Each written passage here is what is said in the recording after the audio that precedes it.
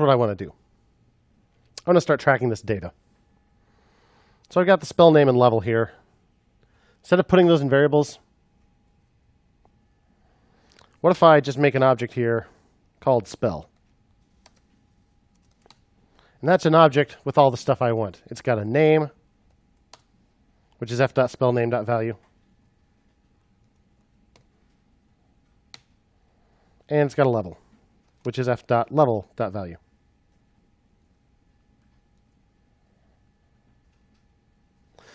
Another interesting thing you can do, you can always leave a trailing comma on the last one, which makes it much less likely that you'll come back later, add another one, and forget to add a comma to the line above. Happens all the time. So I am in the habit of always including that trailing comma if I'm doing an object like this. If you do forget to put one in there and then you try to add another one, color blue, the error you'll get is usually unexpected identifier on the next line. See, I've actually got it showing up here. Now, my tools inside here actually tell me you probably meant a comma. Yeah. Can you also have the trailing comma in an array? You can have a trailing comma in an array as well. Yep. Again, not something you can do in like CSS or something, but and you can't do it in JSON, in case you're wondering too. We'll deal with JSON later. But I like to put the trailing comma there.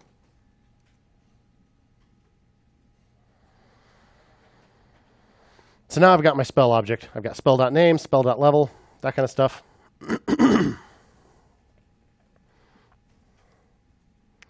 So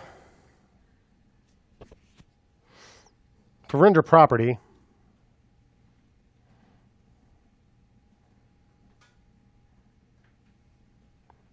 here's what I'm thinking. If we're going to build the list item in a separate function, it should be the one to call render property. So let's put that back there. Const render item equals function.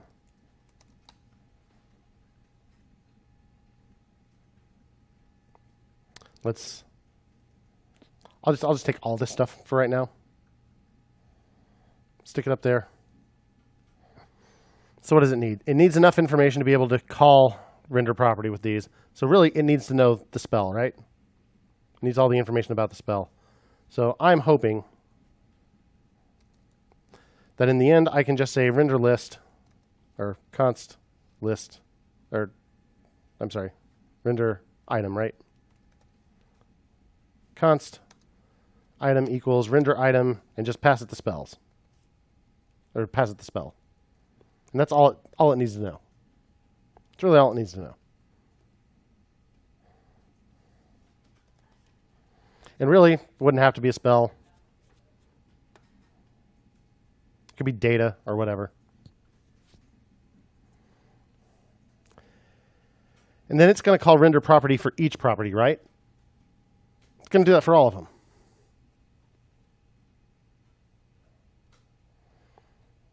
I don't even need to know what they are necessarily.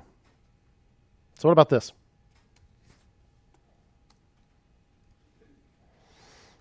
Properties equal object.keys spell. So now I should have an array of spell name and level. So I could say properties dot forEach. Put a function in here. So what's that going to get? That's going to get each individual property, right? And then I want to call render property, passing in that property, right? Like the string spell name plus the actual value, right? So I've got spell here. So I could say spell square bracket property. Makes sense? You see what I'm doing? So what's that going to do? It's going to call those, and it's going to return each one, but they're not going to be anywhere, are they? What if we use map? instead of forEach.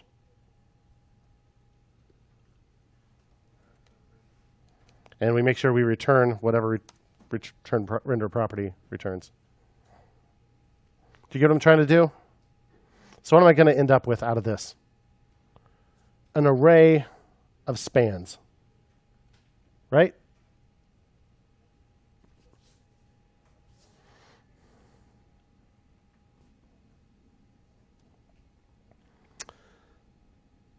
So how about const?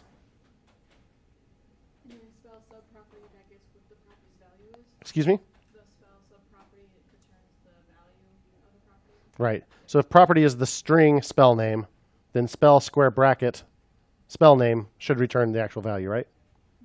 Yeah, so that's what we're doing. So I could say const children or something.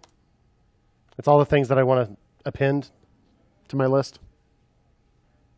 Or child elements.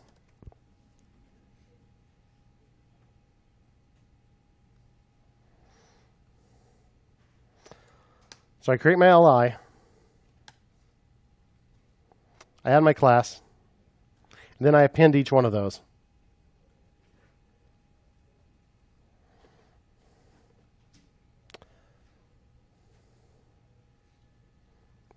So maybe child elements dot for each function. It'll receive each element as an argument. Then I could say item dot append child el.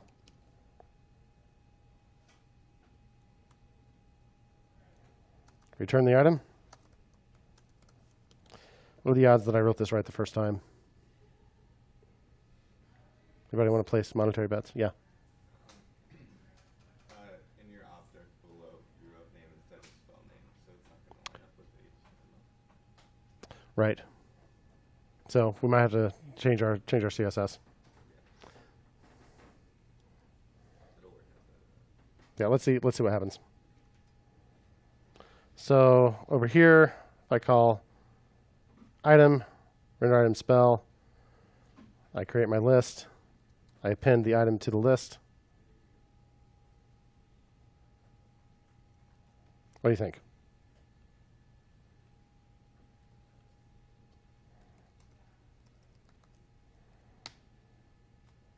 It's not underlined, right? Because the CSS doesn't match. If we look at this, it's going to say, but that is blue. Class equals name. Name's a pretty common thing, but I did put them inside an LI with a class of spell. So what if I did this?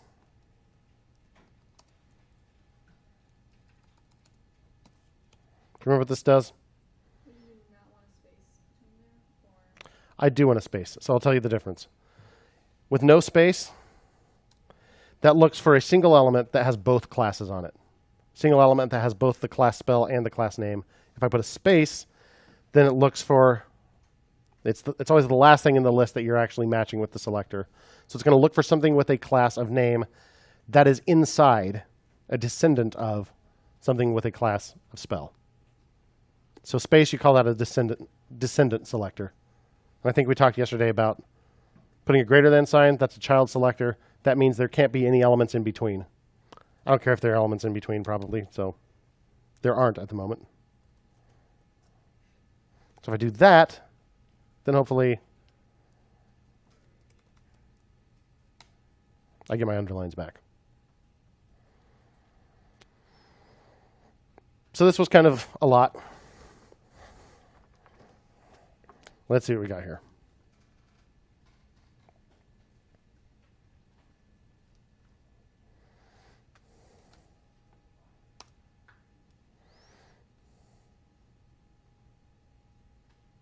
So this should give us something like name, level,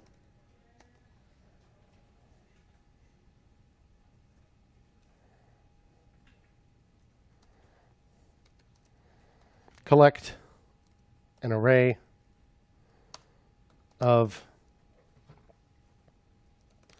render properties return values.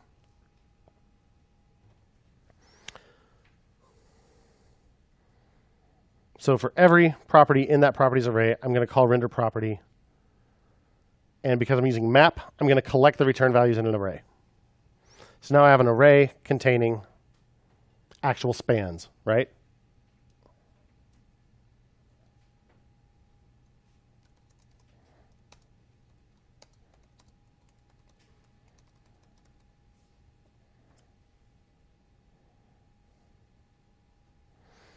I create my list item. I add the spell class to it. And then for each of the things in that array that we built earlier, I want to append it to item.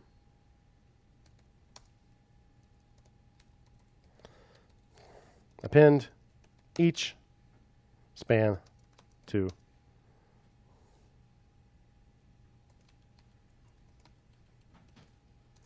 the li.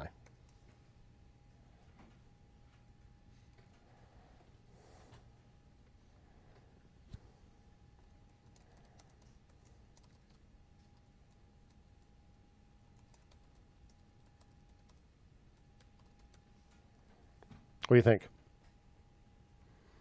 Pretty fancy stuff, but it does the job. And now each function seems to have just one job, more or less.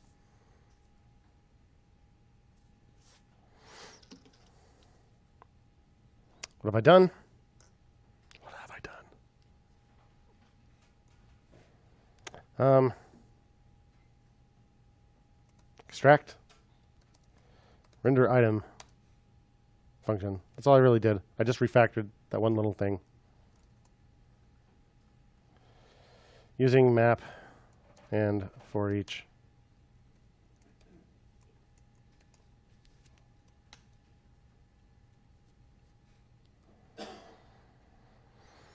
So we used a fancy object. We built an array out of the keys of that object. We looped over each of those keys, doing something to each one of these. Questions?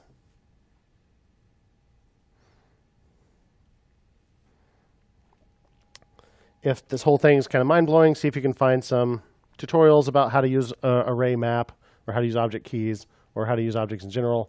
There's a lot of information out there.